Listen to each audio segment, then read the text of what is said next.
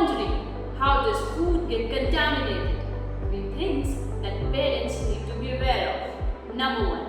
Physical contamination involves any foreign material like stone, seeds, feathers, sand, nails, hair, etc. So, how to detect this? Observe carefully, feel with hands, and check by washing or sieving. Number 2. Chemical contamination involves use of non-permitted food colors and preservatives, reused oil, etc. How to detect? Look for unusual color, odor, and taste.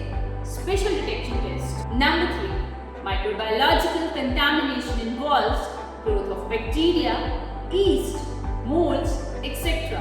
and visible traces of flies, worms, cockroaches. How to detect? Look for a change in texture, odor and color. Special test for each. So wondering what to include in a healthy tiffin? Here you go. Pick a different vegetable for each day of the week. 2 fruits for tiffin every day. Healthy cereal for lunch. Limit sugar-rich food for tiffin.